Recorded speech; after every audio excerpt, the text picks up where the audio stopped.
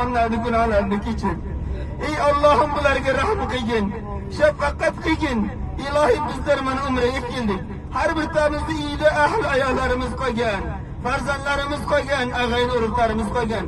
Ey Allohim, ularda ham ya Rabbim mana shu savoblar bilan, shu o'zingning bergan mukofotlar bilan mukofotlargin ya Rabbim.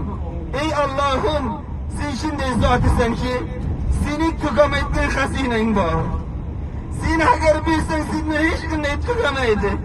Ey Allohim, agar bizni azobdan qutqarsang, sening podsholigingdan hech narsa kam bo'lmaydi. Sen Rahmonid dunyosan, Rahimsan. Ey Allohim, shunday mehribon zotsanki, butun dunyoda hamma bizni qo'yib ketsa, sen bizni kutib olasan. Senga gunohkor banda ham kerak, senga osiy banda ham kerak. Biz osiymiz, biz sening oldingda mujrimmiz ya Rabbim. Ilohi, bizni gunohlarimizni kechir. Bizi ota-onalarimizni gunohlarini kechir. Ey Allohim, agar ota-onalarimiz tiriklardi ya Rabbim, bizlarga tavfiq hidoyat ber, ularning duolarini olib o'zimizga jannat va dunyo hayotimizni go'zal qilib olaylik.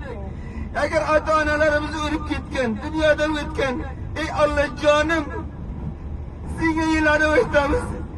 Otalarimiz o'tib ketgan ya Rabbim, ularning qabrlarini Qur'on nuri bilan munavvar qil. Ey Allohim, ular bilib bilmay gunoh qilgan bo'lsa, gunohlarni bizga yoz, ularni azob qilmagin ya Rabb. Uyingga boryapmiz. Ey Allohim, ota-onalarimiz kelolmadi, kelolmadik. Ya Rabbim, sen G'afursan, G'afforsan. Shu ota-onalarimizni farzand nevaralari bugun sening uyingda tavofu, ziyorat va umralarni qilyapti ya Rabbim. Ularning ham qabrlariga yetkazib qo'ygin.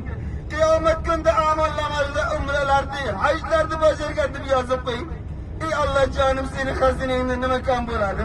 Bizlar senga uzr qilib so'raymiz.